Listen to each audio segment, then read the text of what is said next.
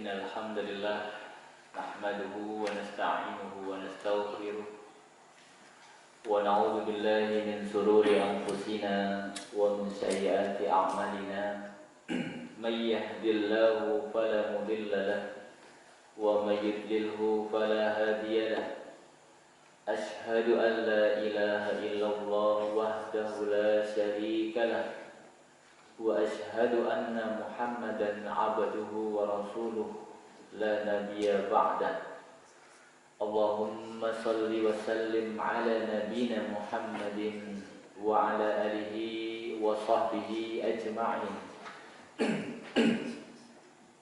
ومن تبعهم بإحسان إلى يوم الدين يا أيها الذين آمنوا اتقوا الله حق تقاته ولا تموتن إلا وأنتم مسلمون يا أيها الناس اتقوا ربكم الذي خلقكم من نفس واحدة فخلق منها زوجها وبث منهما رجالا كثيرا ونساء واتقوا الله الذي تساءلون به والأرحام إن الله كان عليكم رقيبا يا أيها الذين آمنوا اتقوا الله وقولوا قولا سديدا يصلح لكم أعمالكم ويغفر لكم ذنوبكم ومن يطع الله ورسوله فقد فاز فوزا عظيما أما بعد.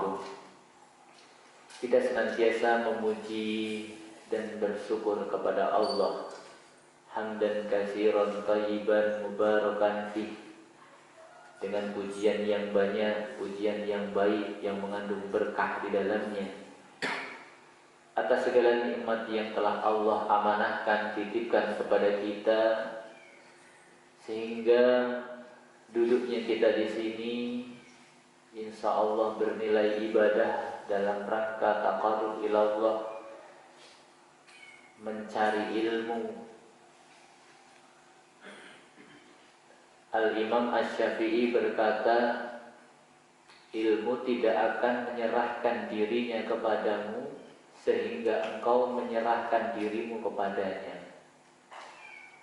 Ilmu didatangi, bukan mendatangi. Al-ilmu yukti wa la yukta alaih. Ilmu itu didatangi. Maka kalimat-kalimat yang agung dari para ulama tersebut yang mendorong dan memotivasi kita sehingga ringan langkah kaki kita menuju majelis-majelis ilmu, yakni taman-taman surga. Salawat serta salam terlimpah tercurah kepada Nabiullah Muhammad sallallahu alaihi wasallam yang juga sebagai pengajar guru terbaik, bukan hanya pandai dalam retorikanya, tetapi beliau adalah orang yang paling komit terhadap amaliyah dari teori-teori, dari konsep-konsep. Rasulullah benar-benar mengajarkan dan mempraktikkan. Maka jika tergabung dua sifat ini, yakni mengajarkan dan mengamalkan, maka inilah metode terbaik dalam hal mengajar. Banyak di antara pengajar hanya fasih dalam menyampaikan, tetapi tidak memiliki komitmen dalam mengamalkan. Banyak juga orang yang rajin mengamalkan tanpa didasari teori-teori, konsep-konsep yang benar. Kedua-duanya tidak baik. Maka ikhtiar kita adalah bagaimana mengamalkan apa yang telah kita ilmui. Jamaah tubuh mengaji rahimaniya wa rahimakumullah. Insyaallah kita akan lanjutkan bahasan kali ini. Ini kalau tidak salah tanggal 1 Safar 1442 Hijriah. Kita akan masuk ke dalam bab memandikan jenazah.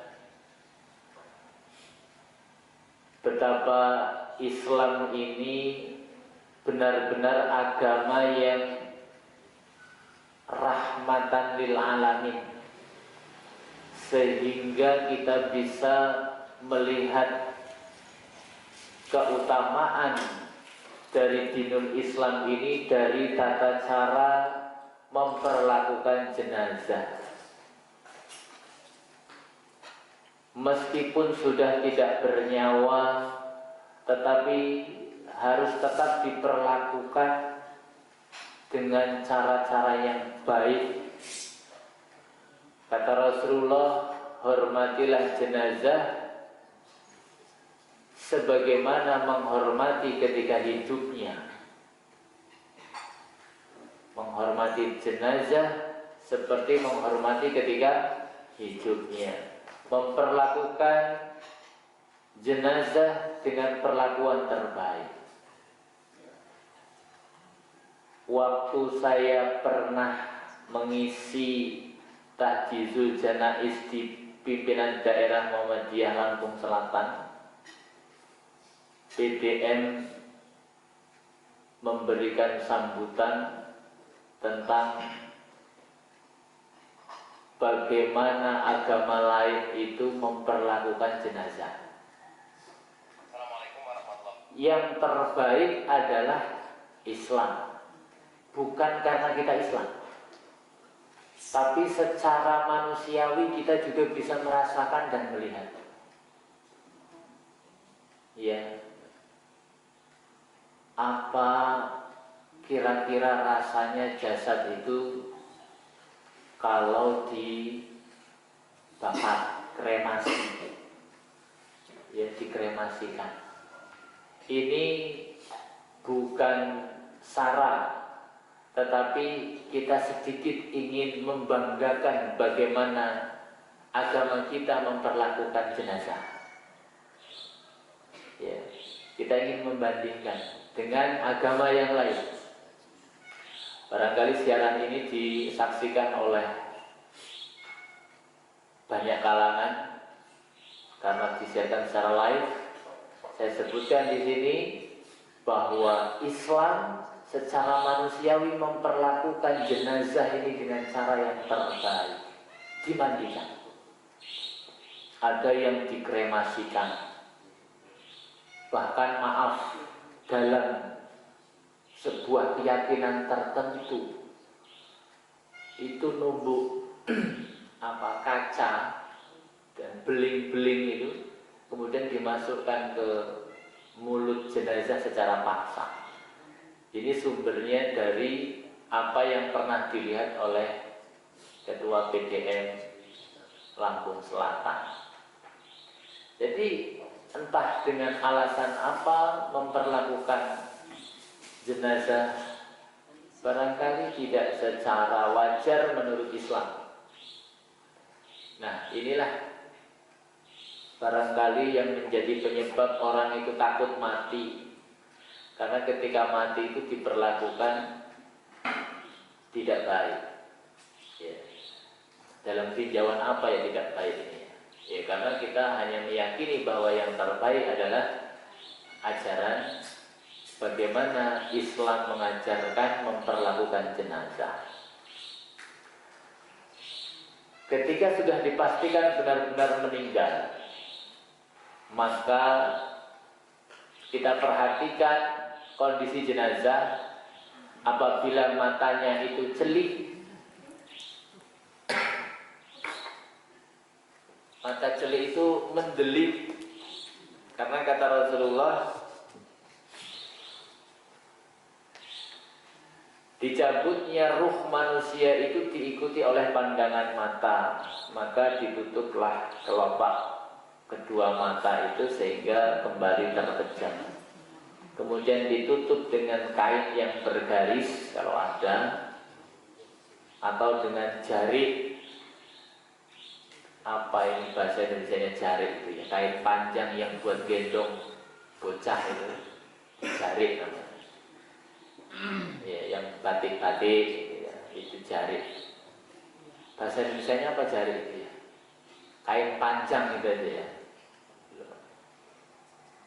Nah itu yang memang sudah menjadi apa ya, hukum positif atau sesuatu yang sudah dianggap lazim di kalangan bangsa Indonesia pakai itu, karena cukup simpel ya. Kalau mau ditutup pakai selimut boleh, biasanya selimut yang bergaris-garis hitam itu justru malah sunnah, ada garisnya. Kemudian yang berhak dan paling berhak memandikan jenazah adalah kerabatnya. Bahkan Rasulullah SAW menyebutkan, seandainya nanti, ini beliau ngobrol saat berandai-andai dengan istrinya Aisyah, nanti kalau kamu yang meninggal duluan, yang memandikan, mengkafankan, menyolatkan dan menguburkan jenazahmu adalah aku. Ya, ini pesan Rasulullah yang tidak kesampaian. Karena apa? Rasulullah meninggal duluan. Jadi, tapi ini sebuah ilmu dan pelajaran bahwa orang yang terdekat itulah yang paling berhak. Ya, saya pernah mendapatkan bisikan, tapi saya tidak menemukan dalilnya, bahwa orang yang terdekat itu biasanya orang yang paling sedih ketika ditinggal pergi, meninggal. Nah, dengan mengurusi jenazahnya, ayah ngurusin jenazah anak, anak ngurusin jenazah ayahnya, istri ngurusin jenazah suami, suami ngurusin jenazah istri, kakak ngurusin adik, adik ngurusin kakaknya. Ini diharapkan akan menjadi sebab lebih ikhlasnya mereka. Jadi ditinggal pergi itu bukan kayak mimpi, tapi memang benar-benar orang saya yang memandikan kok, kan itu. Jadi ini pendapat seorang orang sepuh. Ben bapake wae sing ngedusi bayine, ben bapake luwih ikhlas, katanya begitu. Biar ibunya yang memandikan, ibu dari jenazah, biar ibunya lebih ikhlas. Tapi ini bukan dalil, hanya petuah saja. Tapi saya pernah mendapatkan petuah seperti itu. Pada saat ada seorang bayi baru lahir meninggal dunia, padahal itu bayi yang ditunggu-tunggu. Betapa terpukulnya orang tua, seolah-olah tidak tega. Saya dampingi dia memandikan bayinya itu, ya. Nah, itu lebih tegar lagi sambil kita nasihati. Itu. Jenazah ini bentuknya macam-macam. Ada yang bayi, ada yang anak-anak, ada yang dewasa, yang paling banyak itu yang tua. Ya. Itu dari sisi umur. Kemudian dari sisi kondisi, ada yang kondisinya meninggal normal, ada yang berpenyakit menular, ada yang korban kecelakaan, baik tabrak, tertimpa, terbentur, terbakar, tersengat listrik, macam-macam. Ini berbeda-beda cara memperlakukannya. Jangan mentang-mentang setiap jenazah itu harus dimandikan, kita tidak lagi mempertimbangkan kondisinya. Ya, tidak harus dimandikan. Ada juga yang ditayamumkan. Bahkan kalau jenazah syahid atau syuhada tidak perlu diapa-apakan, langsung kubur. Ya, misalkan ada perang, banyak korban, langsung kubur. Itu hikmahnya luar biasa. Ya, perang dia kesel pak awalnya tidak ngurus jenazah, kubur-kubur saja. Itu kalau saya pikir seperti itu. Tapi untung perintahnya memang seperti itu. Karena nanti jenazah para syuhada, para syahid ini akan Allah bangkitkan, ya seperti itu kondisinya. Utuh. Ya. Bahwa itu menjadi saksi bahwa dia itu dulu adalah seorang syahid. Seperti itu. Begitu pula orang yang haji dan umroh. Ya, haji dan umroh itu juga tidak perlu dikasih wewangian. Nanti ada pengecualian. Dari kondisi kita perhatikan. Kemudian jenazah wanita dari jenis kelaminnya dimandikan oleh kerabatnya yang wanita. Jenazah laki-laki dimandikan oleh kerabatnya yang laki-laki. Kalau tidak didapati kerabat yang bisa mengurus jenazah, maka cari pembimbing, guide, tutornya. Cari, kemudian suruh mendampingi, tapi eksekutornya tetap kerabat. Sebisa mungkin ya didampingi oleh ahlinya, kemudian tetap kerabatnya itu yang ngurus. Ini masyarakat ini banyak yang kebalik.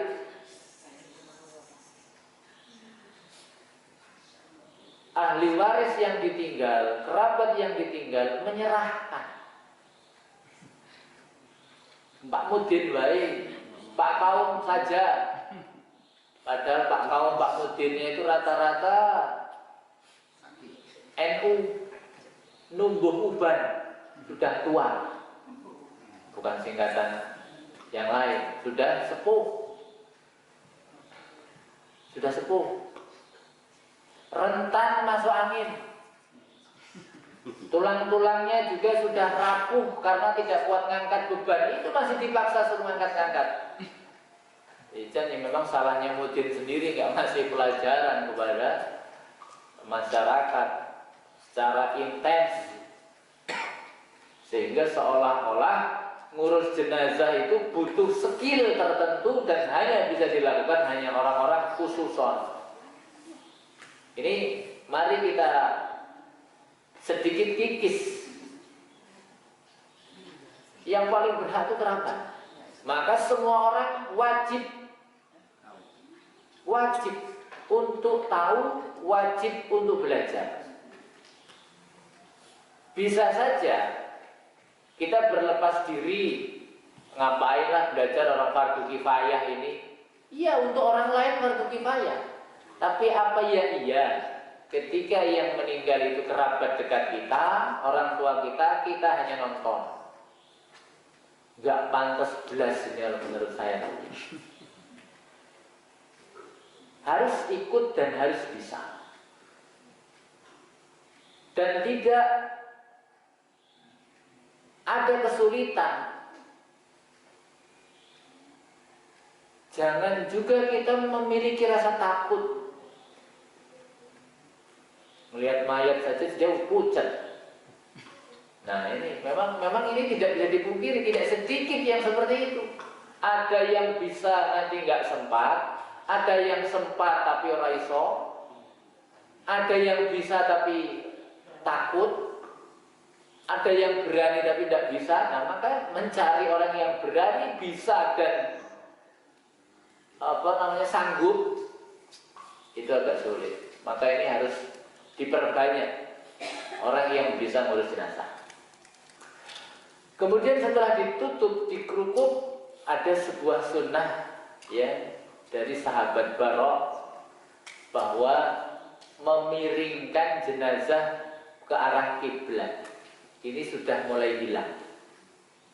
Ya, diganjil bantal ketika habis sakarat, sudah wafat, sudah jelas meninggal, itu dihadapkan ke kiblat, dimiringkan ke kanan. Ini sahih hadisnya sebenarnya. Tapi nanti ini kembali lagi tidak masyhur, tidak diamalkan. Jadi kalau ada orang takziah, ini kok jenazahnya miring, itu malah nanti jadi bahan pertanyaan nanti malah. Ya, padahal sedang melaksanakan sunnah. Gimana ini nanti Pak Bupati? Coba. Tak miringkan gitu kan. Ini di dalam tarsih ini ada ini. Jadi menghadapkan jenazah ke arah kiblat sambil nunggu persiapan mandi, Nah, itu. Nanti tolong kalau saya meninggal duluan dimiringkan seperti itu, ini wasiat gitu. Gak apa-apa dikomentari orang. Ini katanya ini sunnah gitu. Kemudian, alhamdulillah kita sudah memiliki tradisi yang baik, cekatan. Jikalau memang terdengar informasi berita tentang meninggalnya seseorang, itu sudah ada tim penggali kubur, mempersiapkan rukun jenazah, ini sudah sangat bagus sekali. Ya, itu. Tapi dimanapun kita berada, dikomunikasikan secara baik, karena biasanya urusan-urusan rukun kematian ini sekarang ini sudah, dan memang ya butuh biaya. Ya. Maka diambilkan dari harta yang meninggal. Keperluannya itu apa? Kain kafannya itu. Tapi sekarang sudah ada rukun kematian yang biasanya sudah iuran seperti itu, ya kita ya ikut saja. Supaya iki orang nggak ikut rukun kematian, meninggal di sini nggak mau ngurus. Itu kadang orang yang masih baper seperti itu. Ya, itu. Kemudian jangan lupa segera mencari tenaga untuk menggali kuburan. Ya. Nah, ini pun ada aturan mainnya. Kata Rasulullah, perbaguslah dalam menggali kubur. Perbaguslah. Ya, dirapikan, diperbagus. Ini sunnah. Benar-benar kita itu memperlakukannya secara baik. Bahkan ya jangan mentang-mentang Allah cuma mau ditimbun aja saja api-apian. Tidak boleh seperti itu. Kemudian nanti ada liang lahat dan liang syak, ada dua itu. Kemudian kata Rasulullah, liang lahat itu untuk kalian dan liang syak itu untuk orang lain. Jadi disunahkan kita memakai lahat ya, yang dimiringkan itu, yang dimiringkan menggalinya. Yang syak boleh, tapi itu bukan untuk kalangan kita, kata Rasulullah. Ya, kalangan yang lain. Maka kalau kita ingin menjadi kalangan Rasulullah, kita cek, ya, yang tahu sunnah cek model kuburannya, ya, cari yang lahat, ya, pesan. Kalau nanti galinya yang lahat, jangan yang syak. Tahu kan ya? Nah, ya, yang miring, jangan yang di bawah itu. Yang di tengah. Jangan yang di tengah. Yang miring itu request itu ya. Nah, bila perlu nanti penggali kubur itu dikasih tahu, dibiasakan. Sekarang kan udah banyak yang seperti itu. Ya, jadi kondisinya nanti dimiringkan seperti itu.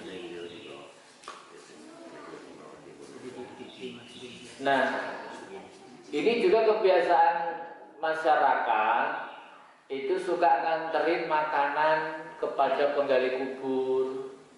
Jadi kalau bisa dikomunikasikan secara baik, Pak, nanti memang saya kasih makan, tapi makannya jangan di kuburan ya. Ya. Atau diuangkan? Kalau diuangkan dia beli makannya di situ. Bukan nanti bro. Ya. Nah artinya begini, jangan dibiasakan itu makan itu jadi area-area itu, gitu ya. Karena makan itu kan duduk, nah duduk ya nanti di atas kijing-kijing itu biasanya. Sedangkan itu ada larangan keras dari Rasulullah, hadis riwayat Muslim. Terbakarnya baju kalian sampai kulit kalian melepuh terbakar itu lebih baik daripada duduk di atas kuburan. Coba. Ini kan namanya dosa. Orang diancam. Nah itu. Maka ini kadang-kadang ya Allah kita masih semerawut. Ya masih semerawut. Nah inilah barangkali karena jauhnya dari ilmu. Kemudian dimandikan. Siapkan pertama air bening. bukan sayur bening ya. Air normal, air normal. Kemudian air sabun. Air sabun itu jangan ember besar itu dikasih sabun. Sabun, kalau sabun cair nggak perlu dicairkan, tinggal tidak usah perlu pakai air lagi.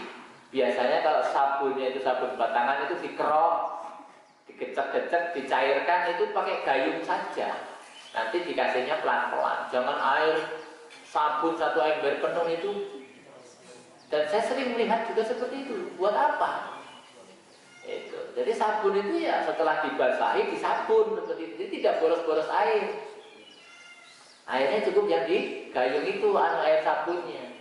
Nah, kemudian air yang ketiga itu dari daun bidara. Ya, daun bidara. Campuran daun bidara. Nanti air keempat untuk bilasan terakhir itu kapur barus. Ya, kapur barus. Itu untuk siraman terakhir. Ya, siraman terakhir itu bukan air bening, tapi air kapur barus. Jangan dicuci lagi. Loh, nanti mengotori jenazah, kerampul-kerampul. Makanya disaring. Ditumbuk itu kan nggak bisa lembut, nanti saring. Nah, air, kata Rasulullah, air kapur ini akan mendinginkan jenazah. Disiram terakhir, dah dilap. Itu ada 4 air ya, air bening biasa. Kemudian cari air sabun sedikit saja pakai gayung atau pakai wadah yang lebih kecil. Kemudian daun bidara. Kemudian yang terakhir kapur barus. Kita mulai memandikan dimulai dari anggota wudhu yang paling kanan. Anggota wudhu yang sebelah kanan. Ya. Tidak dikumur-kumur dan istinsak. Karena mayat tidak bisa istinsak, tidak bisa membuang air. Maka cukup misalnya kita masukkan jari untuk mengusap saja sebagai ganti kumur-kumur, seret gitu aja. Nah, dan di hidung diwudukan dulu, dimulai dari anggota wudhu yang paling kanan. Setelah itu baru dimandikan, biur dimandikan. Gosoknya pelan-pelan, ya pelan-pelan. Nggak usah pakai sikat, nggak usah pakai busa yang macam-macam. Kalau ada sesuatu yang melekat di luar anggota bagian tubuh, seperti melekat di dalam dan di luar, misalkan ada pen, ada ring, itu tidak usah dibuang. Misalkan di tulangnya kan, gigi palsu, gigi palsu tidak usah, biarin aja, nggak usah. Ini saya pernah alami. Jadi tentang gigi palsu, kata keluarganya, Pak Ustadz, gigi jenazah ini palsu. Ayo udah biarin aja, lah hidupnya jadi pakai, tidak apa-apa, tidak ganggu. Nah, tidak apa-apa, itu sebagai pengganti mah. Tapi ternyata konflik. Enggak, kata ustadz yang lain harus dilepas. Ya, silahkan dilepas, tapi saya nggak mau melepas. Kalau keluarga mau melepas silahkan, nggak apa-apa. Setelah itu dilepas. Nah, setelah dilepas tanya kepada saya, terus diapakan giginya ini? Ya terserah saya begitu. Nanti minta dilepas. Kalau mau dipasang lagi kalau saya itu kan sudah dilaksanakan, kan sudah dilepas. Kalau tanya ke saya, diapakan giginya? Pasang lagi gitu kan. Iya. Akhirnya bingung memperlakukan itu, dan akhirnya dimasukkan ke plastik, masukkan ke dalam kafan. Bawa juga, iya kan? Kadang-kadang gitu. Kalau gigi palsu insya Allah tidak usah seperti itu. Karena saya melihat melepasnya itu kayaknya menyakiti jenazah kayaknya. Diongkak-ongkek gitu ya. Kok kayak gini, tapi ya gimana, udah keputusan keluarga, saya sudah sampaikan tidak usah. Yang perlu dihilangkan yaitu misalkan ada plester habis infus, ya kan. Kemudian kalau misalkan kain benang untuk menjahit luka itu tidak perlu dibuka. Nah, ya kita yang mabuk sajalah ya, nggak usah terus bingung. Ya kira-kira yang memang dibuka, diambil tidak menyakiti jenazah, silahkan diambil, dibersihkan, dicuci, disabun pelan-pelan, jangan digosrok-gosrok. Ini biar jenazah ini pelite pol, kita nolak mati lah, gosok musikan. Jadi pelan-pelan. Nah, mandi biasa, nggak usah ada cara-cara tertentu, tidak ada. Mandi ya mandi gitu aja. Kemarin sudah saya sampaikan, kenapa kok mayat dimandikan? Ya karena nggak bisa mandi sendiri gitu aja prinsipnya, maka kita mandikan. Setelah selesai, ada dua pendapat untuk memotong kuku dan tidak, tapi kita ambil yang tidak usah. Yang tidak usah memotong kuku, bulu-bulu itu tidak usah dipotong. Meskipun di sebagian mazhab Syafi'iyah itu dianjurkan. Ya, misalnya nanti kok ada orang yang misalkan kok minta dipotong-potong bulu ketiak dan lain sebagainya, itu ya terserah saja. Memang ada sebagian pendapat seperti itu, tapi yang rajih tidak usah, biarkan saja. Jadi ya, biarkan saja. Nah kemudian ditutul. Nanti itu ada pernak-pernik yang aneh-aneh, biasanya ada cotton bed segala macam, ucap-ucap. Itu modern. Zaman Rasul tidak ada cotton bed, ya kan? Tidak ada cotton bed. Nah, nanti kita akan lihat isi paket seperangkat pakaian jenazah itu apa saja, makainya seperti apa. Insya Allah pekan depan kita lihat. Insya Allah. Nanti pekan depan kita praktek. Setelah dimandikan, kalau wanita rambutnya panjang itu dikepang 3, 1, 2, 3, kemudian dijadikan 1, ya, diluruskan ke belakang. Nah, disisir rambutnya disisir, ini sunnah juga, disisir, kemudian dikeringkan dengan handuk sebelum dikafankan. 3 lapis untuk laki-laki, 5 lapis untuk jenazah wanita. Itu kalau ada kain. Tapi zaman sekarang ya insya Allah hal-hal seperti ini tidak menjadi masalah yang seperti zaman Rasul. Zaman Rasul itu ada jenazah nggak punya kain, ditarik ke atas kaki kelihatan, ditarik ke bawah kepala kelihatan. Nah, akhirnya Rasulullah menyuruh tarik ke atas, kakinya ditutup dengan rumput kering.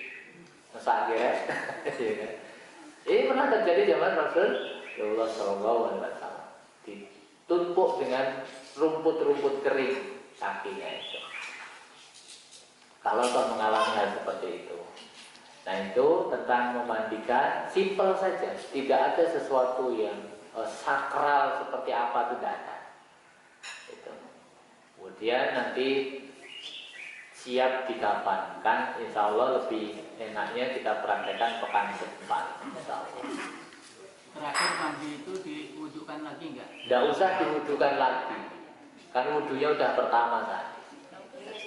Nah, dimulai dari anggota wudu yang paling kanan, selesai tidak ada wudu lagi. Ya, itu. Silahkan cari hadisnya di mana yang diwudukan lagi itu. Saya belum ketemu. Ya. Jadi tidak ada wudu lagi. Wudu itu di pertama, seperti mandi junub. Mandi junub itu seperti apa? Ya seperti itu. Terakhir cuci kaki kan gitu. Bagaimana kalau diwudukan lagi? Ya nggak masalah. Ya, tapi sunnahnya wudu itu di awal, bukan di akhir. Jadi kalau misalkan nanti ada yang minta ceret, kasih. Ya kan, untuk apa? Untuk mewudukan. Ya nggak harus ceret sebenarnya.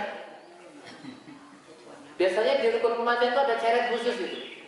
Sebenarnya kan itu untuk minum ya. Nah, malah untuk wudhu. Jadi kadang-kadang kalau mau minum pakai wadah kayak gitu, ingat ceret mayat. Jadi bisa ya. Selang itu ibaratnya. Selang nggak apa-apa. Nggak pakai selang nggak apa-apa. Oke, kemudian kalau misalkan mentayamumkan jenazah. Mentayamumkan jenazah itu yang hidup, bismillahirrahmanirrahim, menepukkan debu, kemudian ditepuk atau ditiup, kemudian diusapkan ke wajah jenazah, dan kedua telapak tangannya. Dan selesai. Misalnya kondisi jenazah tidak memungkinkan untuk dimandikan, atau jenazah dewasa yang tidak ada mahramnya. Ya, jenazah dewasa yang tidak ada mahramnya, maka kita mentayamumkan, jangan dimandikan, karena aurat tidak boleh dilihat. Ya, syariatnya diambil, ditayamumkan. Misalnya ada gadis cantik meninggal, nggak ada mahramnya, nggak tahu nih orang dari mana, nah itu ditayamumkan, jangan dimandikan.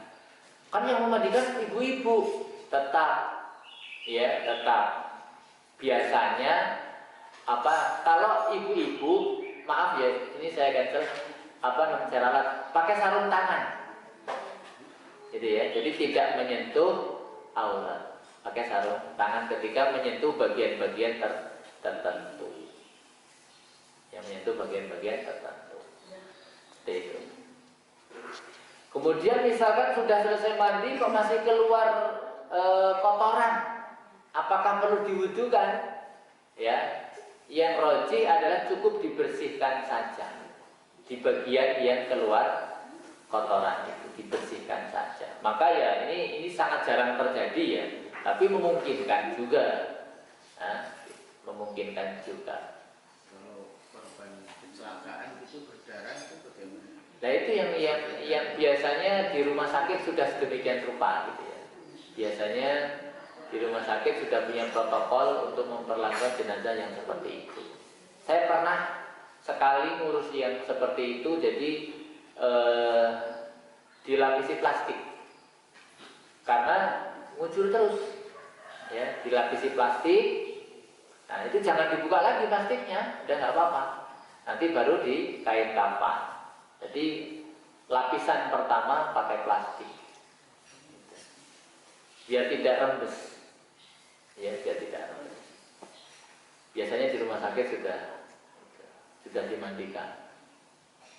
Kalau jenazahnya dibawa ke rumah sakit, itu. Maka misalkan seperti misalkan terjadi potongan tangan, ya tetap harus dimandikan, bersihkan, dibungkus, dikuburkan. Ya, potongan-potongan ini yang ketemu kok misalnya maaf ya kepalanya doang, ini tetap harus disucikan, kemudian dimakamkan. Pak, ini pernah kejadian Pak.